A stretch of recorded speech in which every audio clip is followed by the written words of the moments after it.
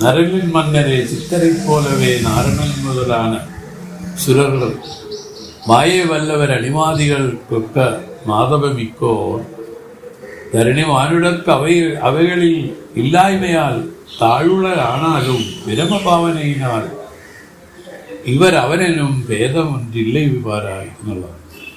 ജ്ഞാനിയും ഈശ്വരൻ തങ്ങളിലുള്ള വ്യത്യാസത്തെയാണ് ശിഷ്യൻ ചോദിക്കുന്നത്. ഇവർ പറഞ്ഞു ജ്ഞാനിയും ഈശ്വരനും ഒരു വ്യത്യാസവുമില്ല.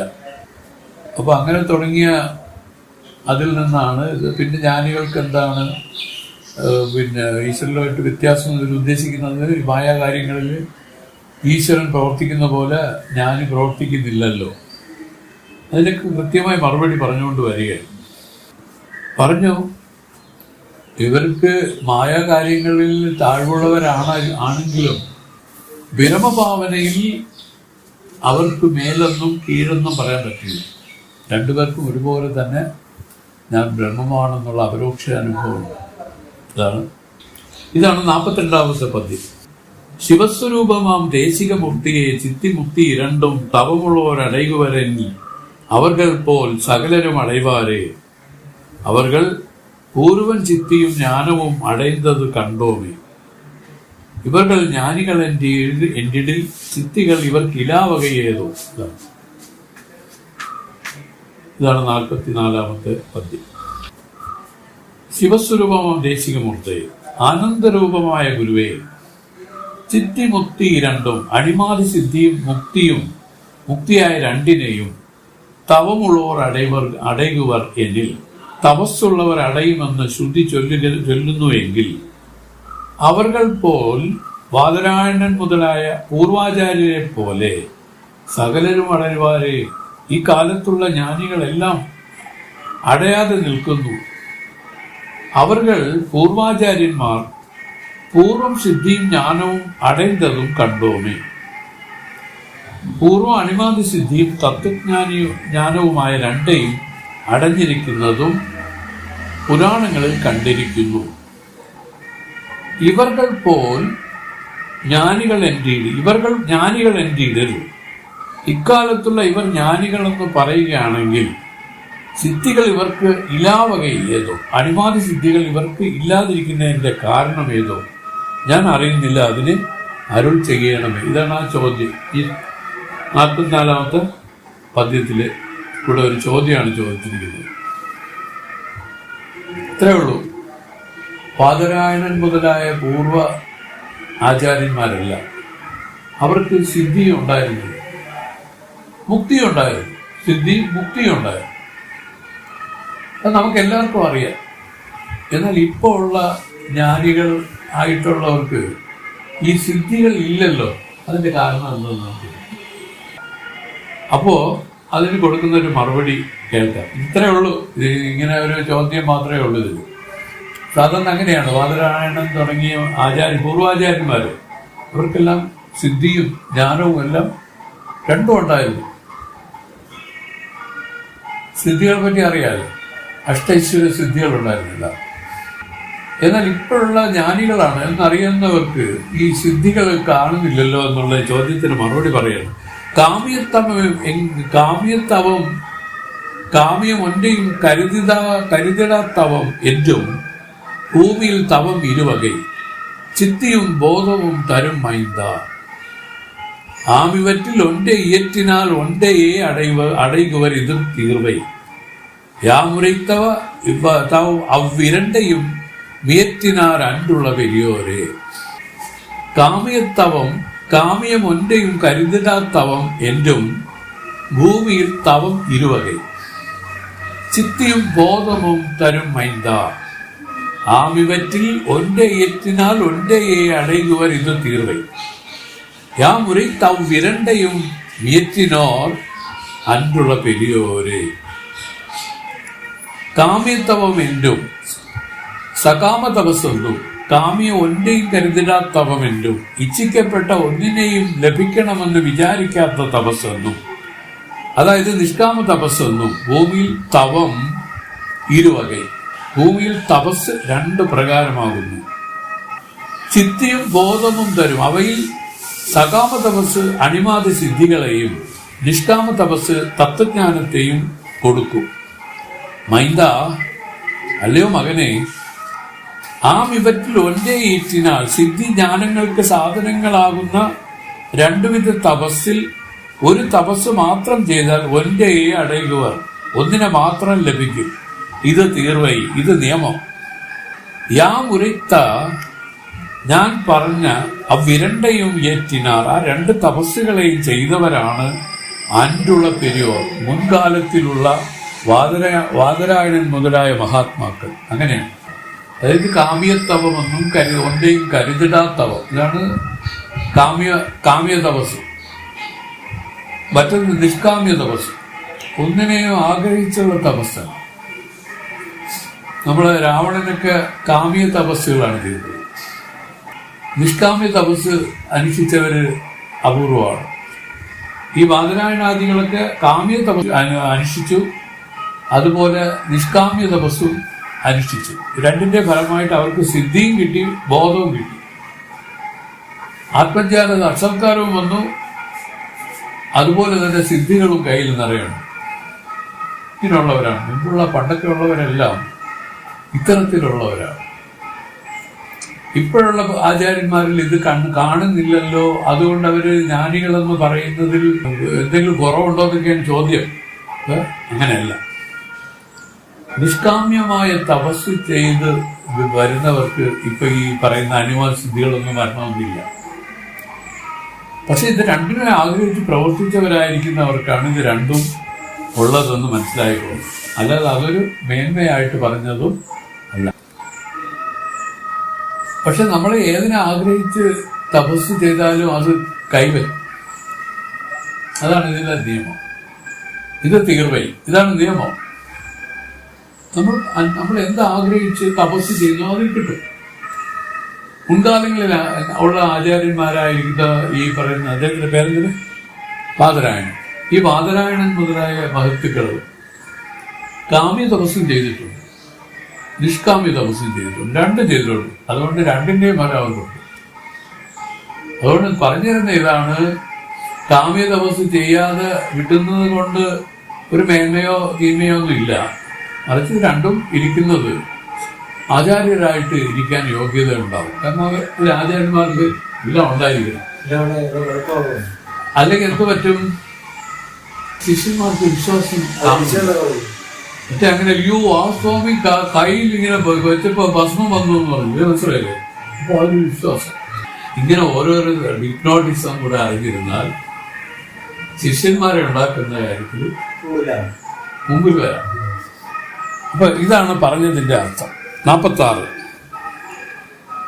അനഘമൈന്ദനെ മുത്തി ஞானத்தையே அடைகுவரல்லாமல் ஜனகன் மாபலி பகீரதன் முதலானோர் சித்திகள் படித்தாரோ இனிய சித்தியை வேண்டி விரும்பினார் சிலர் இரண்டையும் முயன்றால் முனிவர் சித்திகள் வினோத மாத்திரம் தரும் முத்தியை தராவே.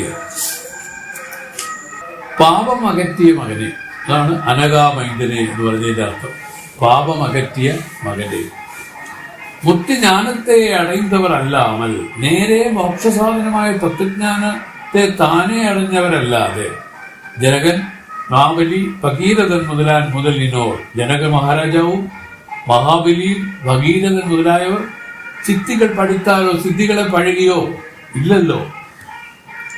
ചിലർ ഇനിയ സിദ്ധിയെ വിരുമ്പിനാർ, ചില മുനികൾ തനിക്കിഷ്ടമായ സിദ്ധികളെ ആഗ്രഹിച്ചിരുന്നു. ചിലർ ഇരണ്ടയും മുയന്റാർ, ചില മുനികൾ സിദ്ധിയെയും ജ്ഞാനത്തെയും രണ്ടിനെയും പഴകിനാർ. ആ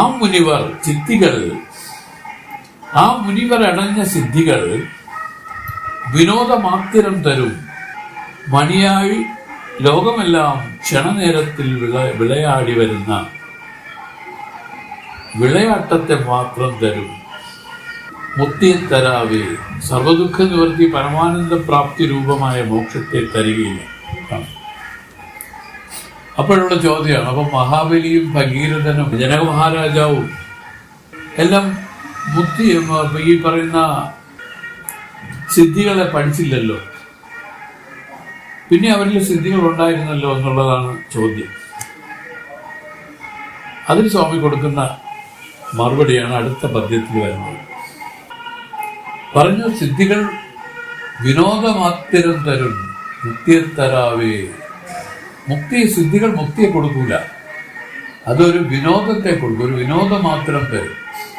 സ്വാമി പറയുന്നത് പണ്ട് ആളുകളുടെ ഇടയിലുണ്ടായിരുന്ന ഈ തത്വജ്ഞാനികൾ, അവരുടെ ഇടയിലുണ്ടായിരുന്ന ഒരു വിനോദം ഇതിലായിരുന്നത്. അപ്പോൾ ഒരു സ്വാമി വരികയാണ്, വന്നുടനെ തന്നെ അവർ വീട്ടിൽ കയറിയ ഉടനെ സ്വാമി ഇവിടെ ഇല്ലേ, മറ്റേ അദ്ദേഹം ഇവിടെ ഇല്ലേ, ഇല്ല, നിങ്ങൾ എന്ത് ചെയ്യുന്നു, ഏതോ പറഞ്ഞ് മീനർത്തോണ്ടിരിക്കുന്നു, അങ്ങനെയൊക്കെയുള്ള കാര്യങ്ങൾ. എന്നാൽ അങ്ങനെ തന്നെ ഇരുന്നോളൂ എന്ന് പറഞ്ഞിട്ട് അയാൾ ഇറങ്ങിപ്പോയി. സിദ്ധി പ്രയോഗിച്ചാണ്. ഇവര് അവിടെ നിന്ന് ഇരിക്കില്ല, ഒരു മീനർത്തോണ്ടേ. ഇപ്പോഴാണ് മറ്റേ ആൾ വന്നത്, നോക്കി മനസ്സിലായി സിദ്ധിയായിട്ട് പോയിരിക്കും. പിന്നെ ഇതുപോലെ ഇയാൾ അവിടെ ചെല്ലും ഇതേ കണക്കിൽ ഒരു കാര്യം ചെയ്തിട്ട് ഇങ്ങനെ പോരും. ഇങ്ങനെയുള്ള ഒരു വിനോദത്തെയാണ് പണ്ട് ഉദ്ദേശിച്ചാണ് ഇവരിത് ചെയ്തത്. അല്ലാതെ മുക്തിയെ ഉദ്ദേശിച്ചല്ല ഈ സിദ്ധികളെ പഴകിയ ആളുകളാണ്. നമ്മുടെ സ്വാമി പഴകിയ ഒരു സിദ്ധിയെ പറ്റി പറഞ്ഞില്ല കഴിഞ്ഞ പ്രാവശ്യം. ഒരാള് ഹോട്ടലിൽ ചെല്ലും, അന്ന് 20 രൂപയാണ്, 20 രൂപ മേശപ്പുറത്ത് വെച്ച ഉടനെ ഒരു ചെറിയ ഒരു പേപ്പറിൽ എന്തോ കൊടുക്കും. അപ്പോൾ അതുകൊണ്ടൊന്ന് മേശപ്പുറത്ത് അവിടെ വെക്കും. വെച്ച ഉടനെ കുറേ കഴിയുമ്പോൾ ആദ്യം ഒരു പ്ലേറ്റ് വരും, പിന്നെ ഒരു ഗ്ലാസ് വരും, പിന്നെ അതിനകത്ത് ചോറ് കൊണ്ടിടും, പിന്നെ അത് കഴിഞ്ഞിട്ട് ഒരു സാമ്പാർ ഒഴിക്കും, എല്ലാം കൂടെ കുഴച്ച് തിന്നിട്ട് അതാണ് ഒരു സിദ്ധി. അതൊരു സിദ്ധിയാണ്, തമാശ. അപ്പൊ ഇതുപോലെയുള്ള വിനോദം മാത്രം തരും സിദ്ധികൾ മുക്തിയെ തരാവേ, മുക്തിയെ തരൂല. അപ്പം അങ്ങനെ പഴയ കാലത്ത് ഇവരുടെ ഇടയിലുള്ള വിനോദങ്ങൾ ഇതൊക്കെയാണ്. പോയി അങ്ങനെ പറഞ്ഞിട്ട് വന്ന് അവരങ്ങനെ നിൽക്കും, ഇത് കൈയിങ്ങനെ പൊക്കിയിട്ട് എന്നാ പിന്നെ അങ്ങനെ തന്നെ നിന്നോ പറഞ്ഞ ഇയാൾ ഇങ്ങനെ തന്നെ നിൽക്കും. ഇത്ര ദിവസം കൂടെ നിൽക്കുമെന്നാണ് പറയുന്നത്. അപ്പൊ ഇതുപോലുള്ള സിദ്ധികൾ പഴകിയ വരും, അതിന്റെ വിധി അനുസരിച്ച് പഴകാം. സുരേഷ് അങ്ങനെയുള്ള ഐഡിയ ഉണ്ടെങ്കിൽ പഴയുകയാണ്. ഇവിടെ സ്വാമി പറയുന്നത്, സ്വാമി ഒരു ചോദ്യത്തിന് മറുപടിയാണ് പറഞ്ഞത്. ഈ പറഞ്ഞ മഹാബലിയും ഭഗീരഥനും ഒന്നും സിദ്ധികളൊന്നും പഠിച്ചില്ലല്ലോ. പക്ഷെ ഭഗീരഥൻ എന്തിനാണ് ഭഗീരഥൻ ചെയ്തത്? മോക്ഷം, പരമ്പരയ്ക്ക് മോക്ഷം കിട്ടാനായിട്ട്. അത് എന്ത് ചെയ്തു? നദി അവിടെ കൊണ്ടുവന്നു, ഗംഗാ നദി അവിടെ കൊണ്ടുവന്നു എന്ന് പറഞ്ഞാൽ ഭഗീരഥ പ്രയത്നം ചെയ്തുകൊണ്ട് എന്തുമാത്രം നടന്നില്ല. അപ്പൊ ഇത് അവർ ചെയ്തല്ലോ, അപ്പൊ അവർക്ക് ഇതുണ്ടല്ലോ, അവർ ചെയ്യാതെ തന്നെ അവർക്ക് സിദ്ധി ഉണ്ടല്ലോ എന്നാണ് പറഞ്ഞത്. അതിന്റെ മറുപടിയായിട്ട് സ്വാമി അടുത്ത പദ്യത്തിൽ പറയാൻ പോവുകയാണ്. പൊതുവെ മനസ്സിലായിക്കൊള്ളുക, ഈ ജ്ഞാനികൾക്കെല്ലാം ജ്ഞാനമല്ലാതെ ഈ സിദ്ധികളും ഉണ്ടായിരുന്നു. അപ്പൊ ആ സിദ്ധികളെ പറ്റി പൊതുവെ എന്താണ് ഇവരുടെ ഇടയിലുള്ള കൺസെപ്റ്റ് എന്നാണ് പറയുന്നത്. ഈ സിദ്ധികൾ ഒരു വിനോദം മാത്രത്തെ തരുന്നല്ലാതെ ഇത് ജ്ഞാനത്തെയോ മോക്ഷത്തെയോ തരുന്നില്ല. ഇത് ആദ്യമേ പറഞ്ഞ് മനസ്സിലാക്കിയത്. അതുകൊണ്ട് ഈ സിദ്ധിയെ ആഗ്രഹിച്ച് പ്രവർത്തിക്കേണ്ടെന്നല്ല അർത്ഥം. പ്രവർത്തിച്ച ഒരു വിനോദമായിട്ടിരിക്കും, പക്ഷേ ജ്ഞാനമാണ് മുഖ്യം എന്ന് പറയുകയാണ്. യോഗജ്ഞാനമേ മുക്തിയെ തരുമെനിൽ ഒഴിந்த ചിത്തികൾ വേണ്ടി ഭോഗമായുടൽ വരുന്തിനാർ ചില മുക്തர்கள் എന്തെന്നാൽ ഏനെന്നാൽ ഭോഗമായി വരും പിരാരത്ത കർമ്മങ്ങൾ പുഷ്തൻഡോ നശിത്തേകും ആകയാലെന്ത ചിത്തികൾ പിരാരത്തമാകും എന്നറിവായി. ഇതാണ് ഈ പറഞ്ഞതിന്റെ മറുപടി. ജീവാത്മ പരമാത്മാക്കളുടെ ഐക്യജ്ഞാനമാണ് മോക്ഷത്തെ തരും എന്ന് പറയുകയാണെങ്കിൽ മുക്തിയെ തരാത്ത ചിത്തികൾക്ക് വേണ്ടി ആഗ്രഹിച്ച് അത് അഭിവൃദ്ധിപ്പെടുത്തുന്നതിന് വേണ്ടി പരവശനായി ചില മുക്തர்கள், ചില ജീവൻ മുക്തന്മാർ ഉടൽ വരുന്തിനാർ ഏനെന്നാൽ മുമ്പേ മുക്തനായ ശേഷം സിദ്ധികൾ വരുന്നത് എന്തുകൊണ്ടെന്നാൽ അവർക്ക് പിന്നീട് സിദ്ധികൾ വരുന്നതായിട്ട് കണ്ടിട്ടുണ്ട്. അത് എന്തുകൊണ്ടെന്നാൽ ഭോഗമായി വരും പിരാരബ്ധ കർമ്മങ്ങൾ, അനുഭവഭോഗമായി വരുന്ന പ്രാരബ്ധ കർമ്മങ്ങൾ പുഷിത്തണ്ടോ നശിത്തേകും, ഭുജിച്ച് തീർന്നാലല്ലയോ നശിച്ചു പോകുന്നത്. അതുകൊണ്ട് അന്ധചിത്തികൾ മുമ്പേ ചൂടാല മുതലായവർ അടഞ്ഞ ആ സിദ്ധികൾ പ്രാരബ്ധമാകും എന്ന് പറയുവായി അവരവരുടെ പ്രാരബ്ധ കർമ്മമാണെന്ന് മനസ്സിലാക്കുക. എന്നുവെച്ചാൽ നമ്മൾ പൂർവ്വം പഴകിയ ഒരു ജന്മത്തിലെ സിദ്ധിക്ക് പഴകിയെന്ന് വെച്ചുള്ള ഒരാൾ അങ്ങനെ ഇരുന്നപ്പോഴാണ് വരുന്ന ജന്മത്തിൽ ജ്ഞാനം പഴകാനുള്ള ഒരു അവസരം വന്ന് ജ്ഞാനവും പഴകി. ജ്ഞാനവും ഫലിച്ചെന്നിരിക്കട്ടെ, എന്നാലും പ്രാരബ്ധമായിട്ട് മറ്റൊന്നും വരും. കാരണം പൂർവ്വ ജന്മത്തിൽ ചെയ്തു വെച്ചിരിക്കും നേരത്തെ അനുഭവിച്ചാണ് തീർക്കേണ്ടത്. അതുകൊണ്ട് ഈ ചൂടാല മുതലായവർക്ക് അവർ പൂർവ്വജന്മം പഴകിയ ഒരു സിദ്ധികളാണ് അവർക്ക് വന്നത്. പിന്നീട് അവർ ഈ ജന്മം ഒന്നും ചെയ്തിട്ടില്ല. ഇങ്ങനെയാണ് പോലും അവർക്ക് ആ സിദ്ധികൾ വന്നത്. അല്ല ജ്ഞാനം ഉണ്ടായാൽ സിദ്ധി ഉണ്ടാകുമെന്നുള്ളതല്ല ഇതിൻ്റെ അർത്ഥം. അമാനുഷികത്വം വരുമെന്നാണ് പറയുന്നത് അല്ലേ?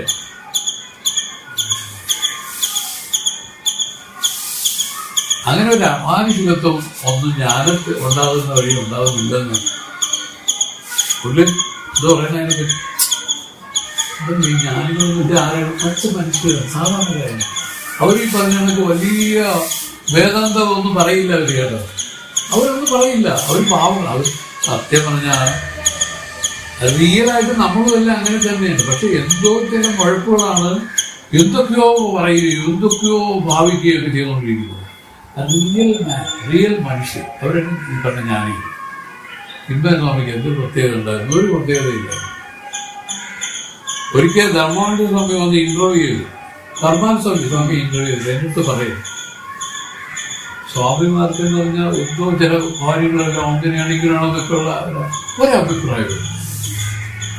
സത്യം പറഞ്ഞ ഒരു ജ്ഞാനത്തിന്റെ വല്ല ഏകദേശിക്ക് അറിയാവുന്നുള്ള ഒരു ഭാവം പോലും ഇല്ല. മറ്റേ അങ്ങനെയല്ല.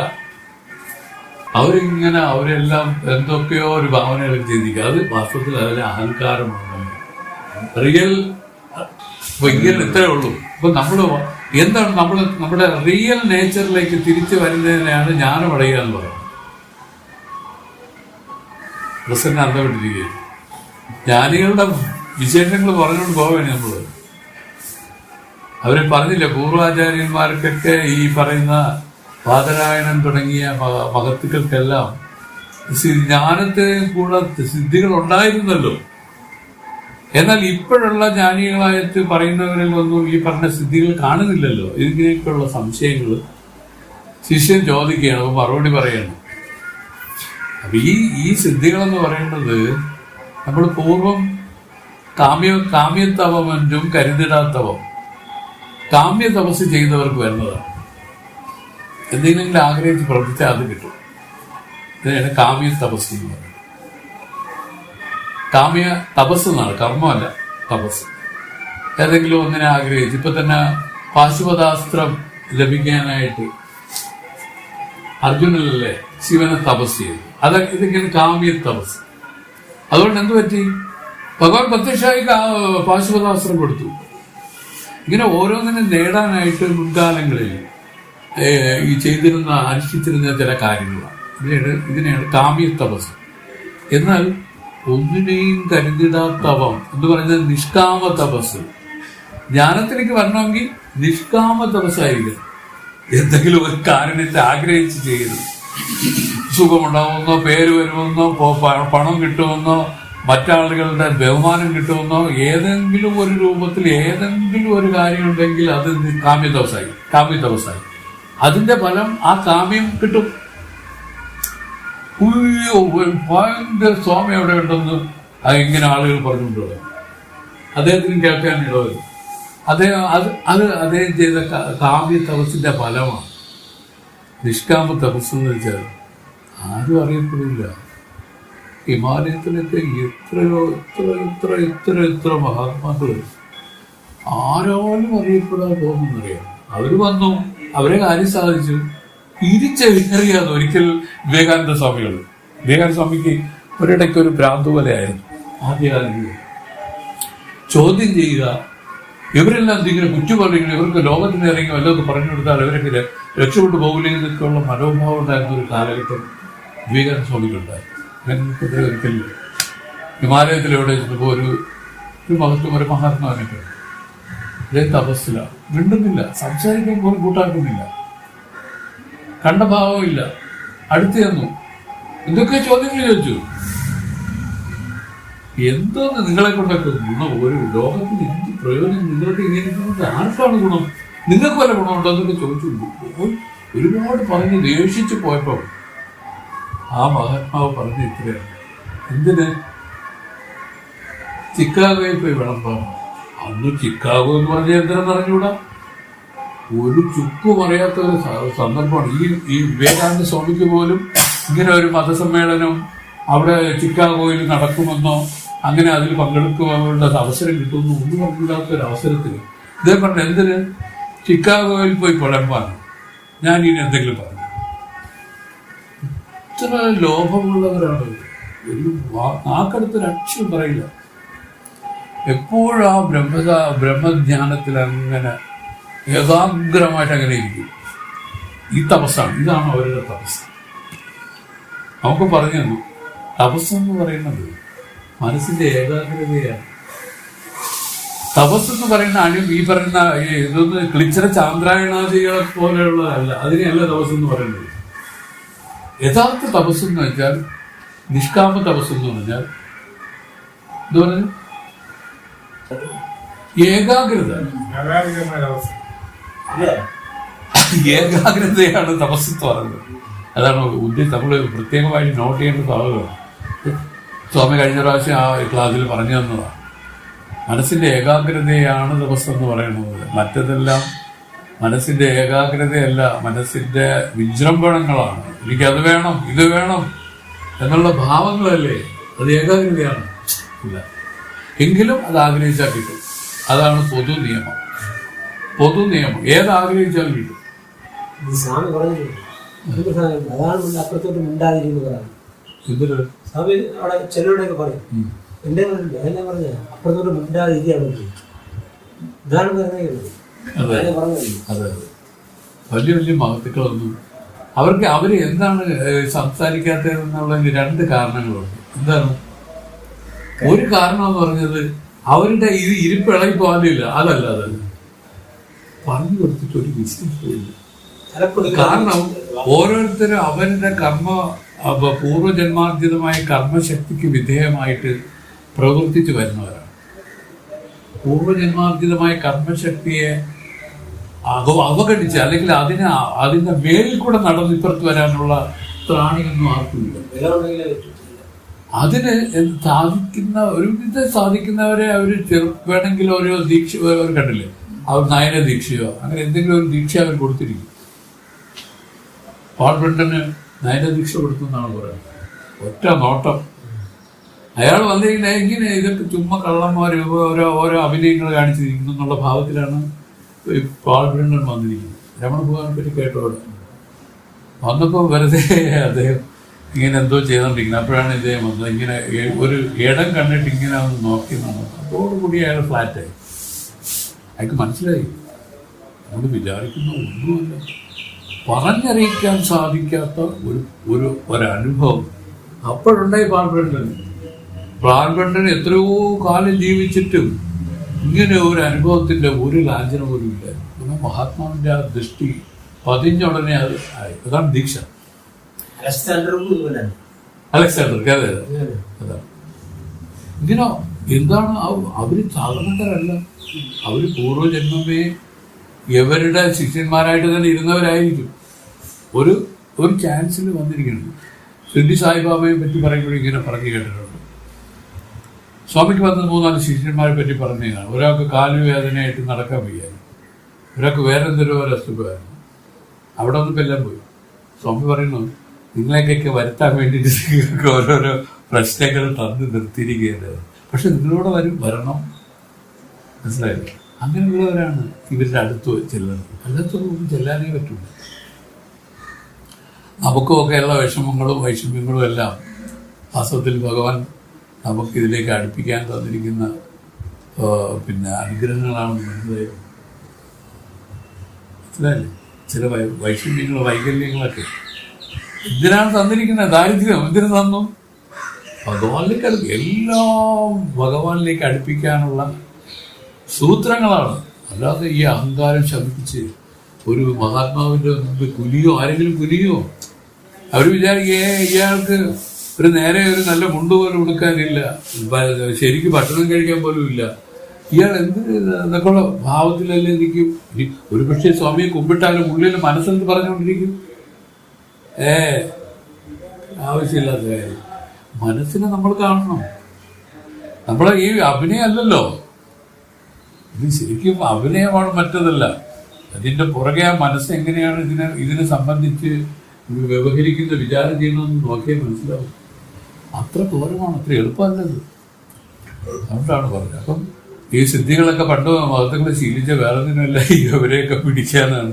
അവര് പറഞ്ഞ് ഇതുപോലെ ഭസ്മം ഇത് കൈകൊണ്ട് എടുത്താലേ ആളുകൾ ഗുരുവായിട്ട് അംഗീകരിക്കും. എനിക്ക് പിന്നെ അല്ലേ ഇരിക്കട്ടെന്ന് വിചാരിക്കും. അല്ലാതെ ഈ സിദ്ധികള് ജ്ഞാനത്തെ തരൂല്ല. ഇനി ചില ജ്ഞാനികളിൽ സിദ്ധി ഇരുന്നെന്ന് പറഞ്ഞാൽ അവര് പൂർവ്വജന്മത്തില് കാമ്യ തപസ് ചെയ്തവരാണ്. അതിന്റെ പ്രാരബ്ധം അനുഭവിക്കുകയാണ് അവരുടെ. ഇവിടെ ഇരുന്ന് അനുഭവിക്കുമ്പോഴും അവരും മനസ്സിൽ വിചാരിക്കുന്നത് ഇതൊക്കെ വല്ലാത്ത കാര്യം, വേണ്ടായിരുന്നു. എന്താ അറിവില്ലാത്ത കാലത്ത് നമ്മളെ ആഗ്രഹിച്ച കാര്യങ്ങൾ അതെല്ലാം അനുഭവിപ്പിച്ചേ ഈശ്വരൻ ഇവിടെ നിന്ന് മടക്കുള്ളൂ. നമ്മളിരിക്കുന്ന അനുഭവിക്കുന്നതെല്ലാം നമ്മൾ പൂർവ്വജന്മ കർമ്മങ്ങളുടെ ഫലങ്ങളാണ്. പുതിയതായിട്ട് ഒന്നും തന്നെ ഇല്ലെന്നാണ് പറയുന്നത്. പുതിയ ഒന്നും തന്നെ ഇല്ല, എല്ലാം. അതുകൊണ്ടാണ് അതിന് വരുന്ന സുഖദുഃഖങ്ങൾക്ക് ഈശ്വരൻ കാരണമല്ലെന്ന് പറയാൻ കാരണം. അല്ലെങ്കിൽ ഈശ്വരൻ ചിലരോട് പക്ഷപാതം കാണിച്ചു എന്ന് പറയും. ഈശ്വരൻ ഒന്നും കാണിക്കുക, നീ ആഗ്രഹിച്ചു തഥാസ്തു. അദ്ദേഹത്തിന് തന്നെ അറിയാവും തഥാസ്തു എന്ന് പറയാനേ അറിയാവും. സ്വാമി എനിക്ക് ഇങ്ങനെ വേണം എന്ന് നമ്മൾ ആഗ്രഹിച്ചു. തപസ് ചെയ്യുന്നവരെ തന്നെ അല്ല, എല്ലാം ആഗ്രഹിക്കുന്നതിന് തപസ്സൊന്നും. തഥാസ്തു. അതിന്റെ കോൺസിക്വൻസ് ഒന്നും അറിയാതെയല്ലേ, നമ്മൾ അറിഞ്ഞുകൂടാത്തോണ്ട് കുട്ടികളെ തീ കരപ്പിടിക്കാനായിട്ട് ഓടി തീ പിടിക്കും. അമ്മ എന്തിനു പറയും, മോനെ വേണ്ട വേണ്ട വേണ്ടെന്ന് പറയും. പക്ഷെ അവൻ കരപ്പിടിച്ചിരിക്കും, അനുഭവിച്ച് പഠിക്കണ്ടേ. അതുകൊണ്ട് എല്ലാവരും ഫ്രീ ആയിട്ട് വിട്ടേക്കാണ്. എല്ലാം പോയി പഠിച്ച് തീട്ടം വാങ്ങിച്ച് നീ ഇങ്ങോട്ട് പോകാം. ഇത് ചിലർ നേരത്തെ തന്നെ, മുരളിയെ പോലുള്ളവർക്ക് നേരത്തെ തന്നെ പഠിച്ച് ചീട്ടം വാങ്ങിച്ച് ചെന്നിരിക്കുക. ചിലർക്ക് കുറച്ച് കാലം എടുക്കും. എത്ര ദുരിതം വന്നാലും ചിലർ പഠിക്കുമോ? ഇതെല്ലാം എന്തിനാണ്? തന്റെ ലക്ഷ്യത്തിൽ പ്രവർത്തിക്കാനായിട്ട് ഭഗവാൻ നമ്മളെ വിളിക്കണതാണ്. വൈഷമ്യങ്ങൾ ഇതിൽ നിറയുണ്ട്. വിഷമമുള്ളവരൊക്കെ ഇതിൽ അടുക്കില്ല, അല്ലാത്തവരൊന്നും ഇതിൽ അടുക്കില്ല, അടുക്കാനേ പറ്റില്ല. അപ്പൊ സിദ്ധികൾക്ക് വേണ്ടി പ്രയത്നിക്കണമെന്നാണ് ഒരു വിധത്തിൽ പറഞ്ഞത് തന്നെ അതിന്റെ അടിസ്ഥാനം. നിഷ്കാമ്യമായി തപസ് അനുഷ്ഠിക്കുക. തപസ് എന്ന് പറഞ്ഞാൽ മനസ്സിന്റെ ഏകാഗ്രതയാണ്. മനസ്സ് ഇതൊന്നും ഇല്ലാതെ ആ നേരായ ഒരു ഋജുവിൽ നിൽക്കുന്നതിന് ഒരു നിലയിലേക്ക് കൊണ്ടുവരണം. അങ്ങനെ കൊണ്ടുവരാനായിട്ട് സാധിക്കുന്നതിന് തടസ്സം എന്തിനാണ്? മനസ്സിലുള്ള വിചാരങ്ങളാണ്. അതെന്തുകൊണ്ട് വരുന്നു? ഈ ലോകം സത്യമാണെന്നുള്ള ബുദ്ധി കൊണ്ടാണ് അത് സംഭവിച്ചിരിക്കുന്നത്. അപ്പോൾ ഈ ലോകത്തെ കേവലം ഈ അറിവിൽ തോന്നിയിരിക്കുന്ന ഒരു അധ്യാസം എന്ന് കണ്ട്, കയറിൽ പാമ്പ് തോന്നിയതുപോലെ ഈ അറിവിൽ തോന്നിയിരിക്കുന്ന ഒരു അധ്യാസ രൂപമാണ് ഈ പ്രപഞ്ചം എന്ന് മനസ്സിലാക്കിക്കൊണ്ട് ഇതിനെ വിട്ട് ഏകാഗ്രമായിട്ട് ആത്മാവിൽ തന്നെ മനസ്സിനെ ഉറപ്പിച്ചിരിക്കണം. അങ്ങനെ ഇരുന്ന് പഴകുന്ന ആ തപസ്സാണ് നിക്കാമ തപസ്. ഒന്നും ആഗ്രഹിക്കുന്നില്ല, മുക്തി പോലും ആഗ്രഹിക്കാൻ പാടില്ല. എന്തെങ്കിലും ഒന്ന് ആഗ്രഹിക്കുമെങ്കിൽ അത് കാമ്യ തപസ്സായി. നിഷ്കാമ്യ തപസ് നമുക്ക് അനുഷ്ഠിക്കുന്ന വിധത്തിലൊരു തപസ്സും അല്ല, അത് നമ്മുടെ മനസ്സിന്റെ ഒരു നിലയാണത്. പതുക്കെ അതിന്റെ ക്ലാരിറ്റിയും മറ്റുമെല്ലാം ഉള്ളം തെളിഞ്ഞവർക്ക് സ്വയമേവ അനുഭവത്തിൽ വരും. ഒന്നും പഠിക്കും, ഓരോരോ വിദ്യകൾ ഓതി പഠിക്കേണ്ട നിരയുദിക്കും മനസ്സു തന്നിൽ പാരാതെ തോന്നും അതിനുള്ളോരർത്ഥവും നിത്യം ഗുരുപാദം കുമ്പിടുന്നു. ഇങ്ങനെ നിത്യമായിട്ട് ആ ഗുരു എന്ന് പറയുന്നത് വേറെ ആരുമല്ല. ഗുരു എന്ന് പറയുന്നത് അന്ധകാരം, ഗുരു എന്ന് പറഞ്ഞ പ്രകാശം. ഈ അന്ധകാരത്തെ പ്രകാശം കൊണ്ട് മാറ്റി മാറ്റി നിൽക്കുന്ന ഒരു സ്വഭാവത്തിൽ നമ്മൾ വർത്തിക്കുകയാണെങ്കിൽ, വേറെ വിധത്തിൽ പറഞ്ഞാൽ അധ്യാത്മമായിട്ട് തത്വവിചാര രൂപമായിട്ട് നമ്മൾ നിൽക്കുകയാണെങ്കിൽ എന്ത് സംഭവിക്കും? ആ സ്വാത്മഗുരു ഉണർന്ന് ഇതിൻ്റെ ആവരണത്തെ ഇല്ലാതാക്കി തരും. ഞാൻ ബ്രഹ്മമാണ്, ഞാൻ ദേഹമോ ഇന്ദ്രിയോ മനസ്സോ ബുദ്ധിയോ ചിത്തമോ അഹങ്കാരമോ അല്ല, ഇതൊരു അജ്ഞാനത്തിൽ തോന്നിയതാണ്. വാസ്തവത്തിൽ ഈ അജ്ഞാനത്തെ നശിപ്പിച്ചത് തൻ്റെ യഥാർത്ഥ സ്വരൂപത്തിലേക്ക് തന്നെ ബോധ്യപ്പെടുത്തി തരും. സമാധി രൂപമായിട്ട് ബോധ്യപ്പെടുത്തി എന്നാണ് വേദങ്ങൾ പറഞ്ഞുകൊണ്ട് പോണത്. അതുകൊണ്ട് അന്ധചിത്തികൾ മുമ്പേ ചൂടാനം മുതലായവരണഞ്ഞ ആ സിദ്ധികൾ പ്രാരബ്ധമാകും എൻ്റെ തരുവായെ. അത് പൂർവ്വം കർമ്മം, ജന്മങ്ങളിൽ ചെയ്ത പ്രാരബ്ധ കർമ്മമായിട്ട് വന്ന് അനുഭവിക്കുന്നതാണെന്ന് മനസ്സിലാക്കിക്കോളണം. അതാണ് പറഞ്ഞത്. ഇലക്കമായിരം ചുരുതിയാൽ ഊകത്താൽ എന്മനം അശയാമൽ പെലക്ക വേണ്ടുമെൻ്റെ അരുൾ ഗുരുവേ. അകപ്പിരാന്തി പോയി തെളിവായേ. തുലക്കமான കണ്ണാടിയെ അടിക്കടി തുലക്കിനാർ പഴുതന്റെ. അലക്കൻ മാറ്റിയ തേവരിൽ എനക്ക് ഉരയ്യാമിൽ തങ്ങൾ തെവിട്ടാവേ. ഇലക്കമായിരം ചുരുതിയാൽ ഊകത്താൽ എന്മനം അശയാമൽ പെലക്ക വേണ്ടുമെൻ്റെ അരുൾ ഗുരുവേ. അകപ്പിരാന്തി പോയി തെളിവായേ. തുലക്കமான കണ്ണാടിയെ അടിക്കടി തുലക്കിനാർ പഴുതന്റെ. അലക്കൻ മാറ്റിയ തേവരിൽ എനക്കുരയാമിൽ താങ്കൾ തെവിട്ടാവേ. അനേക ശ്രുതിപ്രമാണങ്ങളാലും ഊഹത്താൽ അനേക യുക്തികളാലും എൻ്റെ അന്ധക്കരണം സ്വരൂപത്തിൽ നിന്നും സന്ദേഹത്തിനാൽ ചലിക്കാതെ പെലക്ക വേണ്ടും എൻ്റെ ദൃഢമായ വസ്തുവിൽ ഉറച്ചു നിൽക്കണമെന്ന് അരുൾ ഗുരുവേ. എൻ്റെ എല്ലാം സംശയങ്ങളെ ഉത്തരം പറഞ്ഞു കൊണ്ടിരിക്കുന്ന ഗുരുനാഥ, ഗുരുവേ, ചോദിക്കുകയാണ്. അകപ്പിരാന്തി പോയി എൻ്റെ അന്ധക്കരണത്തിൽ മുൻപുണ്ടായിരുന്ന പഞ്ചഭ്രാന്തികളും ഒഴിഞ്ഞ് തെളിവാനേ, തെളിവുള്ളവനായേ, തെളിവുള്ളവനായേ. തുലക്കமான കണ്ണാടിയെ, പ്രകാശമായ കണ്ണാടിയെ അടിക്കടി തുലക്കിന വീണ്ടും വീണ്ടും തുളച്ച് പ്രകാശിപ്പിച്ചാൽ പഴുതന്റെ. കുറ്റം എന്താണുള്ളത്? അലക്കൻ മാറ്റിയ, എനക്കുണ്ടായിരുന്ന ദുഃഖങ്ങളെ മാറ്റിയ സ്വാമികൾ എനക്കുരൈ ആമിർ താങ്കൾ അടിയൻ ഉപദേശിച്ചുകൊണ്ടിരിക്കുന്ന വാക്യാമൃതങ്ങൾ തെവിട്ടും വിധം ഇനിയും അവിടുന്ന് ഉപദേശിക്കുന്ന ഉപദേശമൊഴികളെ കേൾക്കുന്നതിന് ആഗ്രഹിക്കുന്നു. അതിനാൽ ഉപദേശിക്കണം എന്ന് വെച്ചാൽ തെവിട്ടും വിധം, നിറഞ്ഞ് കവിയുന്ന വിധത്തിൽ. അതല്ലേ, ഒരു പാത്രത്തിൽ വെള്ളം ഒഴിച്ചാൽ തുളുമ്പുന്ന വരെ ഒഴിക്കണം, തുളുമ്പുന്ന വിധം വരെ ഒഴിക്കണം.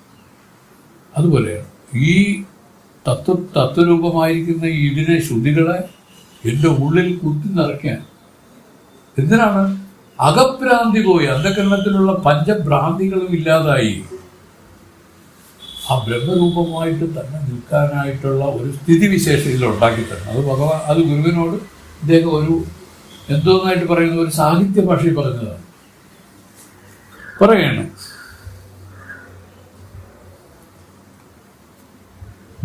തെളിവുള്ളവനായി തുലക്കமான കണ്ണാടിയെ പറയരുത്. അതായത് ഒരു കണ്ണാടിയെ അടിക്കടി തുലക്കിന, തുടച്ച് വൃത്തിയാക്കുന്നത് കൊണ്ട് എന്താണ് കുഴപ്പം? ഇതിന്റെ കാരണം പറയേണ്ടതെന്ന് അറിയാം. ശ്രുതികൾ എന്ന് പറഞ്ഞാൽ അല്പാക്ഷരമാണ്. അത് വ്യാഖ്യാനിച്ചാൽ മഹാഗ്രന്ഥങ്ങളായി മാറും. ശ്രുതികൾ എന്ന് പറഞ്ഞാൽ അല്പാക്ഷരമാണ്. അല്പാക്ഷരം, അസന്നിഗ്ധം. അപ്പൊ പറയുന്ന വാക്യങ്ങൾ അതിലൊതുങ്ങില്ല. അതില് അടയാളങ്ങളോട് ചേർത്ത് വരുമ്പോൾ അത് വലിയൊരു ഗ്രന്ഥമായി മാറുകയാണ്. ഈ രൂപത്തിൽ വച്ചിരിക്കുന്ന ഈ ശ്രുതികളെ എൻ്റെ അന്ധകരണത്തിൽ കുത്തി നിറയ്ക്കാൻ പറഞ്ഞിരിക്കുകയാണ്. ആരോട്? ഗുരുവിനോട്. എന്തിനാണ്? ഈ പഞ്ചഭ്രാന്തികൾ എപ്പോഴും ഒഴിഞ്ഞു നിൽക്കുന്ന രൂപത്തിൽ എനിക്കിരിക്കാൻ.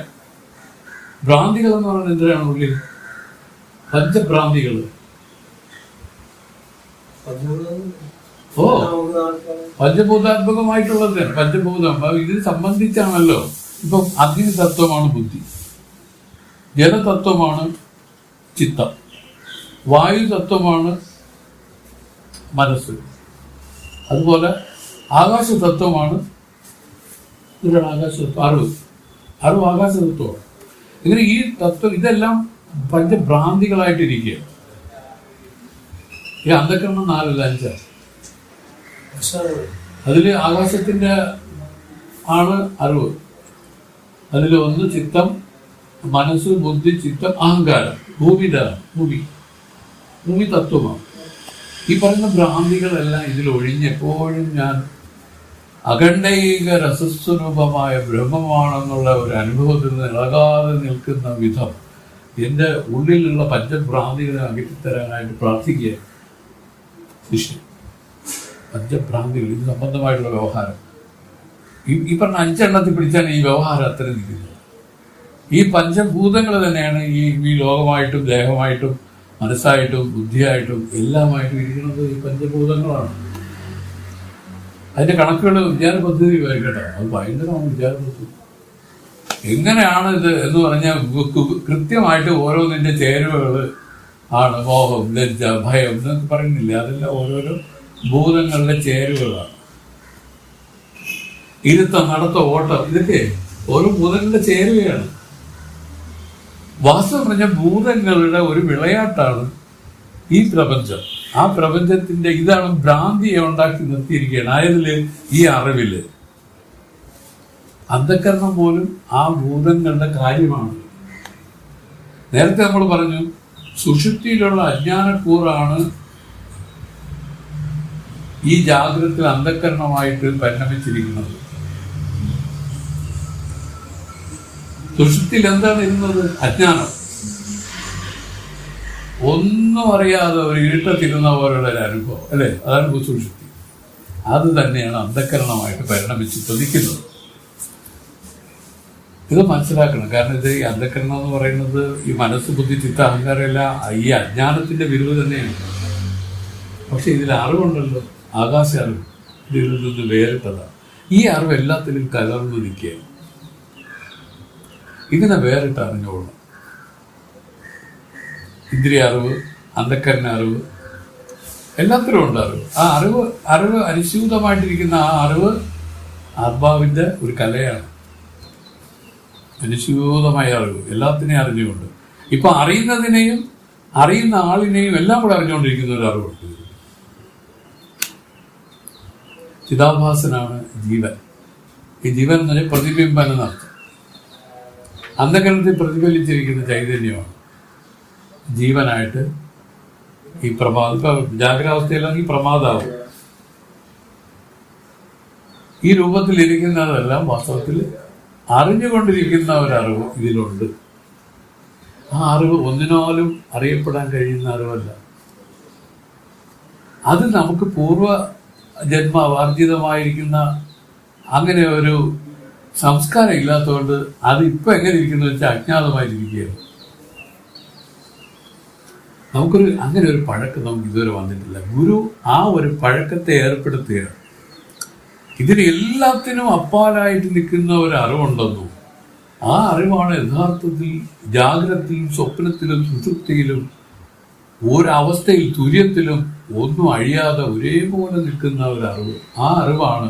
അതെങ്ങനെയിരിക്കുന്നു? ആകാശം പോലെ സർവത്ര വ്യാപകമായിരിക്കുന്നു എന്നൊക്കെ പറഞ്ഞു.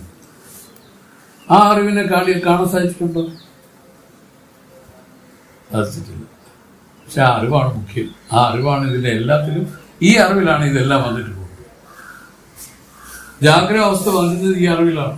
ആ ബൃഹത്തായിരിക്കുന്ന ആ അറിവിലാണ്. അതാണ് സാന്ദ്രാനന്ദാവബോധം എന്നൊക്കെ നമ്മുടെ ഇവരൊക്കെ പാടി വെച്ചിരിക്കുന്നത്. മേൽപ്പത്തൂരൊക്കെ സാന്ദ്രാനന്ദാവം, ഇത് ഘനീഭവിക്കാത്ത ഒരു ബോധം, ഒരു ആനന്ദം ഇതിലിങ്ങനെ ഉറവ് പോലെ നിൽക്കുകയാണ്. അതിനെ അറിയാവുന്നതിനെയാണ് ജ്ഞാനം ഉണ്ടായെന്ന് പറയുന്നത്. അതിനെങ്ങനെ അറിയാൻ പറ്റുമെന്ന് ചോദിച്ചാൽ അറിയാൻ പറ്റില്ല. പക്ഷെ അതിലേക്ക് ശ്രമിക്കുന്ന ശ്രമത്തിൽ ഇയാൾ ഇത് അമൃതത്വത്തിലേക്ക് പോയി വീഴും. ഇത് പറയുന്ന ഈ ശരീര അളവ് വരയ്ക്കും.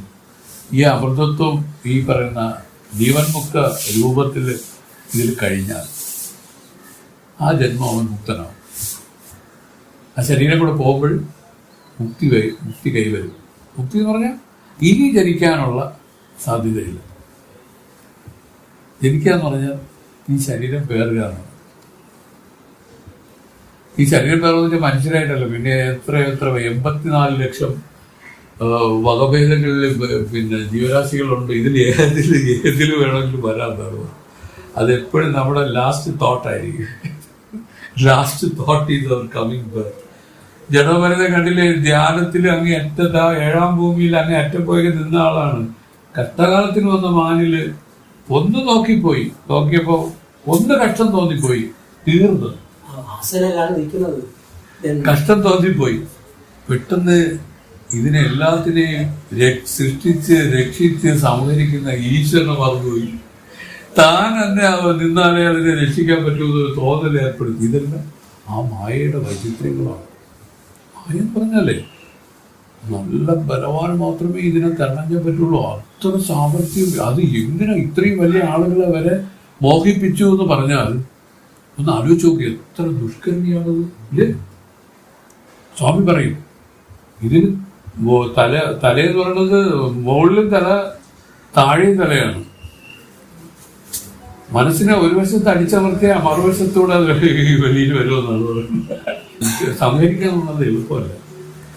ഇതിൽ ഒരു ഉപായം പറയണത്, ഗുരുവേദാന്ത ശാസ്ത്രങ്ങളിൽ ശ്രദ്ധാഭക്തിയോടുകൂടി നിന്നാൽ ഇവൻ ഒരു ചെറിയ എന്തോ ഒരു കുഴപ്പം പറ്റുമെന്ന്. അതിന് കാരണം എന്താണ്? മനസ്സിലോട്ട് നിൽക്കുകയല്ലേ, ഇതിലോട്ട് എപ്പോഴും വരുന്ന വിധത്തിൽ ഹനുമാൻ സ്വാമിയെ പോലെ. ഹനുമാൻ സ്വാമി ഒരു ഉദാഹരണമാണ്. ആ ശ്രീരാമ ഭക്തനായിട്ട് ഇതിൽ വർത്തിച്ച ഒരു സ്വഭാവം കണ്ടതാണ്.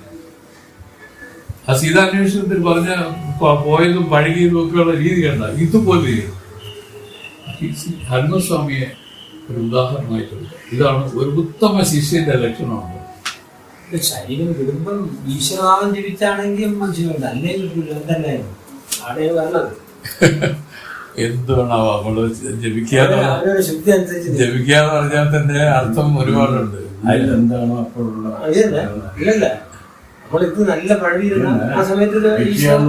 ശബ്ദത്തിന് പുറത്ത് വരണമെന്നില്ല, ഉള്ളിലത് നടന്നാൽ സൂക്ഷ്മത്തിലല്ലേ പോകണം. അല്ലേ ഗുരുക്കന്മാരെ രക്ഷിച്ചാലും മതി. ഇത് രണ്ടും നടക്കണം, എന്നാലേ ഇയാൾക്ക് പിന്നെ മനസ്സിലാവും.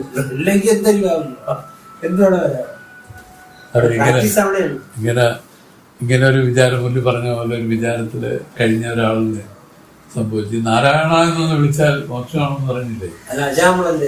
അല്ല, അതിരിക്കട്ടെ. അപ്പൊ അങ്ങനെ ഒരാള് ഒരു തന്തയെ ഇങ്ങനെ വെച്ചിട്ട് അവന് അവസാനം ഈ മരിക്കാൻ നേരത്ത് ഒരു നാരായ എടുത്ത് കാണിച്ച്, ഇതെന്തിനാണെന്ന് അറിയാമോ? കണ്ടോ? അത് പിന്നെ എഴുതാൻ പോയിക്കുന്ന ഒരു കുന്തോടാന്ന് പറയും. നാരായണൻ പറഞ്ഞില്ല. ആ നാരായണക്കൊന്നില്ല, ആ അക്ഷരങ്ങൾക്കെല്ലാം ഈ ഇതുമായിട്ട് റിലേഷനാണ്. ഇതിൽ സ്വാമി പറയുന്നത് ആ മൂലാധാരത്തിൽ നിന്ന് ആ ഓരോരോ ചക്രങ്ങളിൽ കൂടെ കടന്ന് ഈ അനാഗതത്തിൽ വരണത്, ആക്തികളൊക്കെ വരണതാണ്. ഇങ്ങനെയൊക്കെയാണ് പറഞ്ഞത്. ഒരു ഭക്തയായ അമ്മ ഭർത്താവിന് എങ്ങനെയെങ്കിലും ഇതൊന്ന് രക്ഷിക്കണമെന്ന് അവർക്ക് അറിയാം. അപ്പൊ അവര് അദ്ദേഹത്തിന്റെ അവസാന സമയമായപ്പോഴത്തേക്ക് അവർക്ക് മനസ്സിലായി ഇദ്ദേഹത്തിന് സമയമായി എന്ന് പറഞ്ഞു. നാരായണ എന്നൊന്ന് പറയിക്കണമല്ലോ, അങ്ങ് നാരായണ എന്ന് പറയും, അങ്ങ് നാരായണ എന്ന് പറയുമെന്ന് പറഞ്ഞു. അത് ഇദ്ദേഹം പറയില്ല, ഒരു കാരണവശാലും പറയില്ല. അപ്പൊ അവർക്കൊരു ബുദ്ധി പറഞ്ഞു. അപ്പൊ അവരോട് എന്തോന്ന് പറയില്ലെന്ന് പറയണത് എന്ന് പറഞ്ഞു. അപ്പോൾ പറയുമല്ലോ, നാരായണ എന്ന് ഞാൻ പറയില്ല എന്ന് പറയുമല്ലോ എന്ന് വിചാരിച്ചിട്ട് അവര് ചോദിച്ച് എന്തോന്ന് പറയില്ല എന്ന് പറയില്ല എന്ന് പറയണത് അത് നീ പറയില്ല. അതിനുള്ള പുണ്യം ഒരിക്കലും അങ്ങനെയെങ്കിലും പറഞ്ഞെങ്കിലും പോട്ടെന്ന് പറ്റിയില്ല, ആള് പോയില്ല. അപ്പം അങ്ങനെയുള്ള ഇത് നാരായണത്തെ കാണിച്ചിട്ട് വ്യക്തമായിട്ട് അറിയാം അത് എഴുതണ കുന്തമുള്ളതാണ്. ആദ്യമേ ആ സമയത്ത് അവസാന ഘട്ടത്തിൽ അത് സംസാരിക്കാൻ നോക്കില്ല. ഇവിടൊക്കെ വന്നു കഴിഞ്ഞാൽ പറഞ്ഞില്ലേ, ഇത്ര 1000 തേള് കടിച്ച എഫക്റ്റിൽ വന്നുകൊണ്ടിരിക്കുകയാണ്. മനസ്സിലല്ലേ? പല വിചാരങ്ങളോട്, ഭൂമി ഭാഗം പറ്റില്ല, മൂത്ത മോന് കൊടുത്ത് കുറഞ്ഞുപോയി, ഇനി അവൻ ഇനി എന്തിനാകും എൻ്റെ ഭാര്യയും ജീവിച്ചിരിക്കുകയാണ്. അവനെ അവള് നോക്കുമ്പോ ഇവരാരും നോക്കും. മൊത്തത്തിൽ ആ വാക്ക് അലങ്കോലമായി പോയി കേട്ടോ ഇയാളുടെ മനസ്സേ എന്ന് പറഞ്ഞ് അതിനാണ് 1000 തേള് കടിച്ച ഒരു എഫക്റ്റാണ് മരണമെന്ന് പറയുന്നത്. ഭയങ്കരല്ലേ ഈ ഒരു പൈതരണിയെ നിന്ന് രക്ഷപ്പെടാനല്ലേ അമരത്വം സ്വീകരിക്കാനായിട്ട് ഈ ജ്ഞാനം പഴകണമെന്നില്ല. പരീക്ഷത്തിന് എന്തിനാണ് പറ്റിയത്? പരീക്ഷത്ത് സർപ്പധ്വംസനത്തിൽ മരിച്ചു പോകുന്നൊരു ശാപം കിട്ടി. പരീക്ഷത്ത് അപ്പോഴും നല്ല യുക്തനായ ഒരു രാജാവാണ്. എല്ലാ സുഖഭോഗങ്ങളും ഉണ്ട്. അപ്പൊ അതിലൊക്കെ ഇങ്ങനെ രസിച്ച് ജീവിച്ചിരിക്കുമ്പോഴാണ് ഈ ശാപം വന്ന് ചേർന്നത്. പെട്ടെന്ന് തന്നെ അദ്ദേഹത്തിന് പോടാമില്ല എന്നുള്ള രീതിക്കാണെങ്കിലും കുറച്ച് കഴിഞ്ഞപ്പോൾ അദ്ദേഹത്തിന് തന്നെ തോന്നി ഈ ശാപം ഫലിക്കുന്ന പോലെ തന്റെ ഉള്ളിൽ തന്നെ ഒരു അനുഭവം. അപ്പൊ അങ്ങനെയാണെങ്കിൽ ഇതിൽ നിന്ന് രക്ഷപ്പെടാനുള്ള മാർഗം നോക്കണമല്ലോ. അങ്ങനെ എത്ര ജനവിജയനുമായിട്ടൊക്കെ എന്തെല്ലാം കാര്യങ്ങൾ എന്തെങ്കിലും ചെയ്തു എന്നറിയാമോ? ഏറ്റവും ഒടുവിലാണ് പരീക്ഷത്ത് ഈ ഭാഗവതത്തിലേക്കൊക്കെ വന്നത്. അതിനു മുമ്പ് സർപ്പങ്ങളെയൊക്കെ കൊന്നൊടുക്കുന്ന പരിപാടി എടുത്ത് അണിയാണ് ചെയ്യണം. ഈ അഹങ്കാരത്തെ എടുത്ത് അണിയാണ് ചെയ്യണം. അപ്പൊ അണിയുമ്പോ അതിൻ്റെതായ എല്ലാ സ്വഭാവം അത് കാണിക്കും. എടുത്ത് ഊരി വെച്ചാൽ ഒന്നുമില്ല, സാധാരണ മനുഷ്യനായി പണ്ട് പോയ ദൂഷിയായി തളച്ചു മാറി എന്നാണ് പറഞ്ഞത്. ആ മരണം ഞാനും ചെയ്താലും അത് അതിനൊരു ഫലം, ആ ഫലമുണ്ട്. ആ ഫലം അനുഭവിച്ചു തന്നെ തീർക്കും. ഇവരെ സംബന്ധിച്ച് ഇപ്പൊ തന്നെ തീർക്കാനാണ് അവർ നിർദ്ദേശിച്ചത്. ഇനി ഒരു ജന്മത്തേക്ക് വെച്ച് നീട്ടാൻ പറ്റൂല. ഇപ്പൊ തന്നെ നീ അതിന്റെ പ്രതിവിധി ചെയ്തു. അത് അദ്ദേഹം ശാപമോക്ഷം കൊടുത്താണ്. ആര്? സമീക മഹർഷി അദ്ദേഹത്തിന്റെ പുത്രന്. അപ്പൊ ആ പുത്രന് ശാപമോക്ഷം കൊടുത്തിരിക്കുകയാണ്. അല്ലെങ്കിൽ ഇതിന്റെ കർമ്മഫലം വരും. ആരും ചെയ്താലും കർമ്മഫലം വരും. പക്ഷെ വേറെ കാര്യമുണ്ട്, ഇതെല്ലാം ഈശ്വര നിശ്ചയങ്ങൾ നടന്നതാണെന്നുള്ളതാണ് പരമാർത്ഥം. ഏത്? ഈ പരീക്ഷിത് ആരായിരുന്നു? അല്ലെ പരീക്ഷത്തിന്റെ ജാതകം പരിശോധിക്കുമ്പോഴുണ്ടല്ലോ. ഉണ്ടല്ലോ. പരീക്ഷിത്ത് ആരായിരുന്നു? സത്യം പറഞ്ഞാൽ അദ്ദേഹത്തിന് ടേൺ ചെയ്യാനായിട്ട് ഈശ്വരൻ നടത്തിയൊരു നാടകം. അത് കഴിഞ്ഞൊന്നുമില്ല. പരമാവധി എന്ത് വ്യാഖ്യാനിച്ചാലും ഇതിന്റെ ഉദ്ദേശം എന്ന് പറയുന്നത് എങ്ങനെയാണ് ജീവനെ മടക്കി അഹങ്കാരത്തിൽ നിൽക്കുന്നവരെ മടക്കാൻ പറ്റുള്ളൂ. പരീക്ഷിത്ത് എന്ന് പറഞ്ഞാൽ ആരാണ്? കേമനായ ഒരു യൗവനയുക്തനായ ചക്രവർത്തി. എല്ലാ സുഖഭോഗങ്ങളിലും കഴിഞ്ഞ് മുഴുകി നിൽക്കുന്ന ഒരാൾക്ക് ജ്ഞാനത്തിൽ എന്ത് ചെയ്യാൻ പറ്റുമോ? അപ്പോഴും ഈശ്വരൻ രക്ഷിക്കുന്ന ഇങ്ങനെയാണ്, ഒരടി കൊടുക്കും. അവിടെ മരണഭയമാണ് ഉണ്ടാക്കിക്കൊടുത്തത്. ഉത്തമ അധികാരി എന്നാണ്. മരണഭയം ആർക്ക് വരുമോ അവരിതിൽ പ്രവർത്തിക്കാൻ ഉത്തമ അധികാരികളാണ്. ഭാഗവതത്തിൽ ആ മരണഭയത്തെ ഉളവാക്കിയാണ് പരീക്ഷത്തിനെ രക്ഷിച്ചത്. ഇവിടെ സ്വാമിയില്ലേ രമണ ഭഗവാൻ, അദ്ദേഹത്തിന്റെ കൃതിയിലേക്ക് പറഞ്ഞിരിക്കുന്നു, മരണഭയം ഇക്കുളവ മക്കൾ. മരണഭയമുള്ള മക്കളാണ് ശരണം പ്രാപിക്കുകയാണ് ചെയ്യുന്നത്. ഏതിന്? മരണഭയമില്ല മഹേശൻ. മരണഭയമില്ലാത്ത മഹേശ്വരനിൽ ശരണം പ്രാപിക്കും. ഇതൊക്കെയാണ് വിചിത്രമാണ്. കഥകളെല്ലാം വാസ്തവം ചിന്തിച്ചാൽ ഒന്നും നടക്കാതെ തന്നെ എന്തൊക്കെയോ നടക്കുന്ന പോലെ നമുക്ക് തോന്നുന്നതാണ്. വാസ്തവത്തിൽ ഒന്നും നടക്കുന്നില്ല. പാരമാർത്ഥികമായിട്ട് ചിന്തിക്കണമെങ്കിൽ ഒന്നും നടക്കുന്നില്ല. അങ്ങനെ തന്നെ നമ്മൾ ഈ രഹസ്യത്തെ അറിയാതെ പോയപ്പോൾ എന്തു പറ്റി? ഇതിങ്ങനെ ഒരു സ്വപ്ന ലോകത്തെ നമ്മൾ തന്നെ സ്വയം സൃഷ്ടിച്ചെങ്കിൽ വിളയാടിക്കൊണ്ടിരിക്കുന്നില്ല. നമ്മൾ സൃഷ്ടിച്ച ഒരു സ്വപ്നമാണിത്.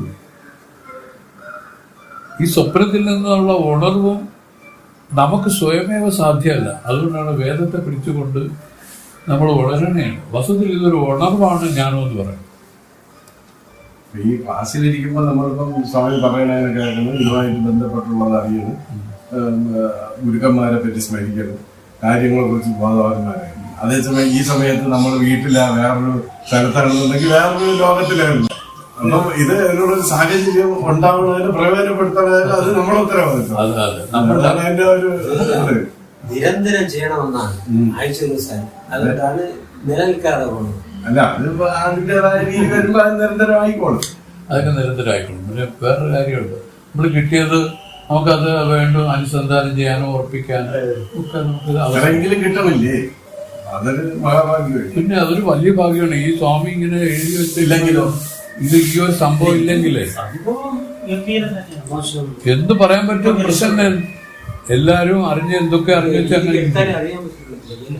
അല്ല സാർ, എല്ലാരും അറിഞ്ഞു വെച്ചോണ്ടിരിക്കും. ഇതിലൊരു ഗ്രന്ഥമൊക്കെ എഴുതി വെച്ചില്ലായിരുന്നെങ്കിലും അദ്ദേഹം അറിഞ്ഞ് അദ്ദേഹത്തിന് ഗുരുവിൽ നിന്ന് കിട്ടി, അത് സ്വയം ആ ജ്ഞാന നിലയിലെത്തി. അദ്ദേഹം സമാധിയായി പോയെങ്കിൽ നമ്മളുടെ ഒരു കാരുണ്യം അദ്ദേഹത്തിന് തോന്നിയതുകൊണ്ടല്ലേ അത് ചെയ്തത്. അത് ചെയ്തില്ലായിരുന്നെങ്കിൽ എങ്ങനെ നമ്മളിവിടെ ക്ലാസ് എടുക്കും, എന്ത് പറയും, ശരിയല്ലേ? വന്ന് പൂജയിൽ തൊഴും, വന്ന് നമസ്കരിച്ച് എല്ലാവരും കൂടെ പോകും. അല്ലാതെ ഇതെങ്ങനെ അറിവിലോട്ട് പോകും കാര്യത്തിൽ? അപ്പൊ അതുകൊണ്ട് എത്ര നമസ്കരിച്ചാലും മഹാത്മാക്കളെ സന്നിധിയിൽ അതിന് പകരമാവില്ല. അതായത് നിറകണ്ണുകളോടെ നമുക്ക് നമസ്കരിക്കാൻ പറ്റും. അതാണ് അതിന്റെ ഒരു യാഥാർത്ഥ്യം. അപാരമായ കാരുണ്യം അത് നമ്മൾ അറിയുമ്പോഴേ അറിയും അതിന്റെ യഥാർത്ഥം. അതാണ് ഇപ്പൊ സുരേഷ് പറഞ്ഞത്. ഇത് ദീർഘദൃഷ്ടിയോടുകൂടിയാണ് ഇവരെല്ലാം പ്രവർത്തിച്ചിരിക്കുന്നതെന്ന് കാണാം. ഒരു ആശ്രമത്തെ ഉണ്ടാക്കിയിട്ട് ചുമ്മാങ്ങ് പോവുകയല്ലേ ചെയ്തത്. അതിലും ഇങ്ങനെയുള്ള ആളുകൾ വരുമെന്നും പറഞ്ഞ വാക്കുണ്ടെന്നില്ല. സ്വാമിക്കൊരു അനുഭവം ഉണ്ടായപ്പോഴും ഇങ്ങനെ ഒരു പൊട്ട ആശ്രമം എന്ന് സ്വാമി പറഞ്ഞു. പൊട്ട ആശ്രമം എന്ന് പറഞ്ഞതിൻ്റെ അർത്ഥം അക്കാലത്ത് ഒരു ചെറിയ കൂരയൊക്കെ വെച്ചിങ്ങനെ ചെറിയൊരു തന്നെയായിരുന്നു. ഇങ്ങനെ ഒരു പൊട്ട ആശ്രമം ഉള്ളത് കൊണ്ടല്ലേ എനിക്ക് ഈ അനുഭവം കൈവരിക്കാൻ സാധിച്ചത്. അതുകൊണ്ട് ഈ ആശ്രമം നിലനിൽക്കും. ഈ ആശ്രമം വരും തലമുറയ്ക്കെല്ലാം ഒരു വലിയ ഒരു തണലായിട്ട് നിൽക്കും. ഈ ഒരു സങ്കല്പം അതേ വാഗോട്ട് പറഞ്ഞു ഇതല്ലേ. അങ്ങനെ ആ പൊട്ടാശ്രമം എല്ലാവരും നമ്മുടെ ഇവിടെയുള്ള എല്ലാവർക്കും അറിയാതെ. പൊട്ടാശ്രമം എന്ന് പറയുമ്പോൾ കുറ്റമായിട്ട് എടുക്കരുത്. അന്നത്തെ നിലപാടെന്ന് വെച്ചാൽ അത്ര ചെറിയൊരു ഇതാണ്. ചെറിയൊരു കൂര, ആ മണ്ഡപമൊക്കെ ചെറിയൊരു ഓടിൻ്റെ ഒരു ഇതായിരുന്നു. ഒരു കൊച്ചൊരു പ്രതിഷ്ഠ, ചെറിയൊരു ശിവലിംഗത്തിൻ്റെ പ്രതിഷ്ഠ ഉണ്ടായിരുന്നു. അതെല്ലാം മാറ്റിയപ്പോൾ പിന്നീട് ഇത് ചെയ്തു, കർമ്മങ്ങളെല്ലാം ചെയ്തു വന്നതാണ്. അതുകൊണ്ട് പറഞ്ഞല്ലോ, ഇതിൽ വേണ്ടതെന്നാണ് ഏകാഗ്രമായിരിക്കുന്ന മനസ്സ്. അതിൽ ശ്വാസം പോലെ ഉള്ള ആചരണം. ശ്വാസം വിടുന്നതിന് എന്തെങ്കിലും പ്രയാസമുണ്ടോ? ഇല്ല. ഈ ശ്വാസം പോലെ ആയിരിക്കണം ആ നിഷ്ഠയും. അങ്ങനെ പഴകുന്ന ഒരാൾക്ക് മാത്രമേ ജ്ഞാനത്തിലേക്ക് വരാക്കുള്ളൂ. അല്ലാത്തവർക്ക് ആർക്കും ഇതിലേക്ക് ഒരു വക്കത്ത് പോലും അരുത്ത് പോലും വരാൻ സാധ്യമല്ല. അത്രയ്ക്കും പ്രശ്നങ്ങൾ പിന്നീടുണ്ട് ഭാവിയിൽ. എന്ത് സൂക്ഷ്മത്തിൽ വരുമ്പോഴാണ് സ്വാമി പറയുന്നത്, ചേട്ടാ ഒന്നുമില്ല, ഈ ജാഗ്രതയിൽ ഒന്നുമില്ല. സൂക്ഷ്മത്തിൽ പ്രവേശിക്കുമ്പോഴാണ് വൈതരണികൾ ആരംഭിക്കുന്നത്.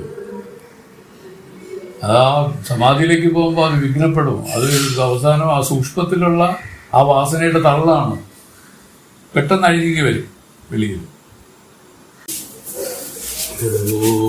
വയ്യനേ എന്നുള്ളതിന്റെ അനന്ത ജന്മങ്ങളാണ്ടമയ്യനെ ഉപദേശിക്ക വെളിവந்த ഗുരുവേ പോറ്റി ഉയവേ മുക്തി നൽകും ഉദവിക്കോരുതവിനായും ചെയ്യുമാറും കാടേ തിരുപടി പോറ്റി പോറ്റി.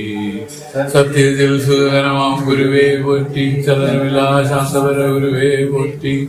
നിത്യ നിർഗുണமான ഗുരുവേ പോറ്റി. നിരഞ്ജനമായി നിന്റെ പര ഗുരുവേ പോറ്റി. ശുദ്ധപരവെളിയാന ഗുരുവേ പോറ്റി. സൂക്ഷ്മമായ നിരന്തപര ഗുരുവേ പോറ്റി. അദ്വൈതപൂർണമാം ഗുരുവേ പോറ്റി. അഖണ്ഡമതാം ഗുരുവേ പോറ്റി. ഭസ്മോധൂളിത വിഗ്രഹം വരദ ചിന്മുദ്രാം സുന്ദരം കാഷായം വരദാരിണം ഗളധരേന്ദ്രാക്ഷമാലാന്വിതം ആനന്ദസുഖപ്രചോദിതമുഖം യാസനേ സംസ്ഥിതം ശ്രീരാമാനന്ദയതീശ്വരം ഗുരുവരം ഭൂയോസ്യാമ്യഹം. അഭയവരദസ്തം സർവദാ സുപ്രസന്നം ശുഭദവിനിഷേധജ്ഞാനവേദസ്വരൂപം ഹിതകരോപദേശം ശ്രീഗുരോരൂപം ീടേ സുപ്രഭോ പ്രഭാതേ ശ്രീവാചകമയന്തം ആദംബരമഹർനിശം ശ്രീരാമാനന്ദമൂർത്തേ സംസാരസാഗര ശ്രീരാമാനന്ദമൂർത്തേ സംസാരസാഗര. ദേവാദിദേവ സർവജ്ഞാസ ചിദാനന്ദ വിഗ്രഹ വാരമണഭൂതേ സാവസീത